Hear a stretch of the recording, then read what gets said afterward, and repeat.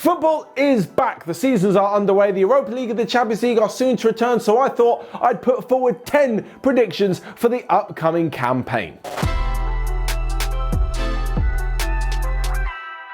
First off, and this prediction isn't actually so mad, but Robert Lewandowski is going to finish European Golden Boot winner. He is going to score the most amount of goals in Europe this season purely because he's an unbelievable striker and he's playing in the best team in Europe at the moment. Bayern Munich are coming off the back of a treble. They look like they're going to go far in all the competitions they've got for this season as well. And with all the chances they're creating, all the dominating of football matches that they're doing, the main beneficiary is going to be their striker. Their striker not being Eric Maxim Choupo-Moting, who'll probably spend most of the season on the bench, but Robert Lewandowski. Even when Bayern aren't necessarily having the best of games, he's still there sniffing out goals. He takes a mean penalty, a pretty good free kick, and when Bayern score and when they win, inevitably it's Lewandowski on the score sheet. Of course, there's going to be loads of other strikers that are going to be banging in the goals this season. You can expect the likes of Harry Kane, Mo Salah, Ronaldo, Messi, Immobile will probably be up there again too to bang in so many goals. But I just think Lewandowski is going to score more than the rest. On to the second one, and my second prediction for the season, Kylian Mbappe is going to agree a transfer to Real Madrid by summer 2021. Apparently he's already told the board at PSG that this will be his last season at the club and that he wants to move on. And obviously with Kylian Mbappe moving on to another club, it's going to take a hell of a lot of money. Not only to convince PSG to let him leave, but also to convince Mbappe to join the club with his weekly wage. Real Madrid, regardless of the season they have, are always ones who have got the money, and they seem to be able to pluck on Mbappe's heartstrings by bringing him to the club. I'm pretty sure this deal is going to happen in the future, and I'm almost 100% certain it'll happen by next summer. So by the end of the campaign, I think he would have announced his intentions to join Real Madrid. Number 3, and Juventus won't win Serie A. Boy, this is going to be a fun one to look back on at the end of the season in about 9 months' time, come the end of May. But anyway, out of all the leagues who have had rather interesting title races, I think Serie A is getting closer and closer. Inter Milan are looking a brilliant prospect under Antonio Conte. He's got the signings he wants. He's a year in with his squad. He knows them. He got them to Europa League final. They finished just 1 point behind Juventus last season. And I think if anyone out of them, AC, Lazio, Atalanta, maybe even Roma or Napoli at a push, are going to challenge Juve for the title, it's going to be Inter Milan, and I think they're going to win it. So yeah, I'm going to go for Juve not to win Serie A. Number 4, and there will be over 100 goals in the Premier League this season. Now, of course, the first 4 match days have been absolutely wrought with penalties. 25 of them, in fact. That is insane.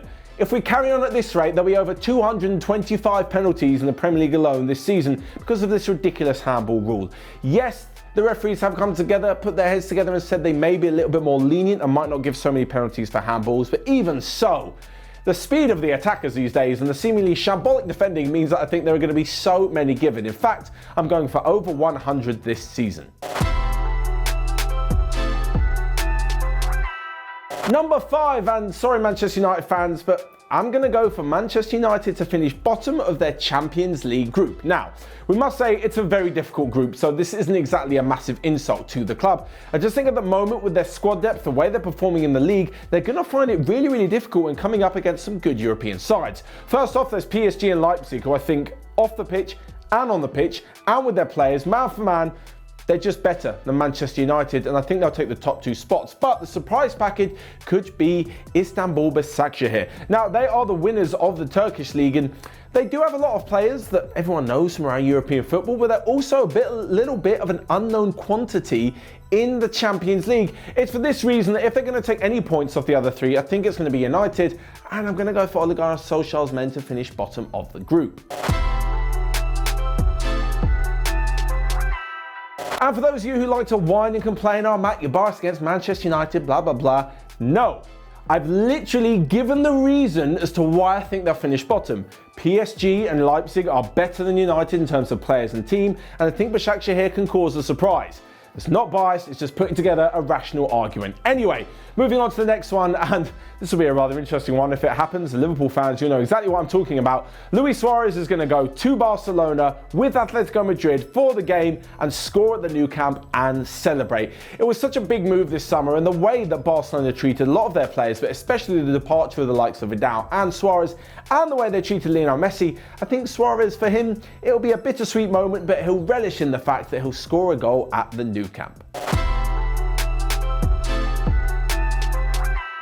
Next up, and another bad one for Manchester fans, Manchester City fans that is, I don't think they'll reach a final this season. Under Pep Guardiola, finals have been something to be laughed at for City. They've been in one every single year, whether it's the Carabao Cup, whether it's the FA Cup, whether it's them not in the final but absolutely smashing the Premier League. They've had it all, except for Champions League success, but I don't think it's going to come so easily this season. We've certainly seen in the first few weeks that City are vulnerable, that they can be beaten, and that teams can get at them over the course of 90 minutes, and I think that's what everyone's going to do in the cup competitions. I'm not so sure though in the Premier League. I can't see them get to the Champions League final. In the domestic competitions, I think it's going to be the turn of a few other teams, but we'll get to that just a little bit later on in the video. So that is no cup finals for Pep Guardiola's men this season. Number 8 though, and Cristiano Ronaldo to outscore Lionel Messi. He had a fantastic season last year, Ronaldo, especially in Serie A with 31 goals. And I just think that the way Juventus is set up to create so many chances for Ronaldo, they're going to do a better job of it than Messi is. The reason being that Barcelona under this new One system have seen Messi in a free role and not really so much the focal point of the attack, with Antoine Griezmann moving into a more central role. I think Griezmann will get more goals because of it. Messi will still be involved in a ridiculous amount of goals, but he may have more assists and maybe not so many goals. So yeah, this one doesn't mean that one is better than the other, or they'll have varying degrees of success, because they will, but especially when they play against each other, that'd be exciting to watch. I just think Ronaldo will score more than Messi. Number 9, and 2 of the top 6 in England will have new managers by the end of the season. This, of course, I'm referring to is the original, let's say, top 6. So United, City, Liverpool, Chelsea, Spurs, Arsenal, and 2 of them are going to be without their manager.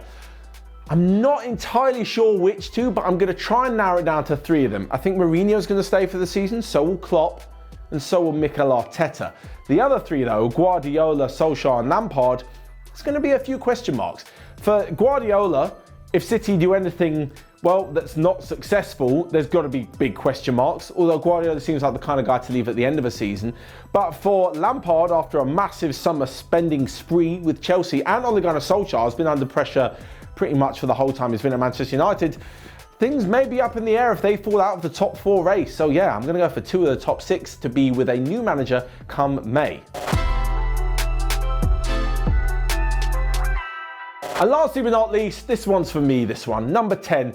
Jose Mourinho is going to bring a trophy to Spurs. It's been too long for Tottenham. Mourinho is a proven winner, and the fact that he's been backed by Daniel Levy and the Spurs board in the transfer window has seen the Portuguese manager put together an unbelievable squad with strength and with depth and some real top quality players, and more importantly, some winners. Some guys who have been there and won the trophies. I'm not sure which trophy it's going to be. It may be only, I say only, the Carabao Cup. But regardless, Jose Mourinho is going to bring some silverware to North London. So there you have it, my 10 predictions for the upcoming season. Which ones do you think are going to happen? Which ones do you think are absolute nonsense? And of course, you guys let me know yours in the comment section below.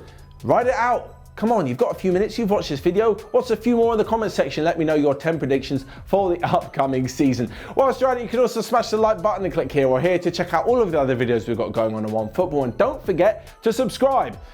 Lastly, but not least, because, well, we're going to be doing a hilarious reaction video to this in a few months' time, and I'll probably be eating a lot of humble pie. Anyway, until then, have a great day, and I'll see you guys later.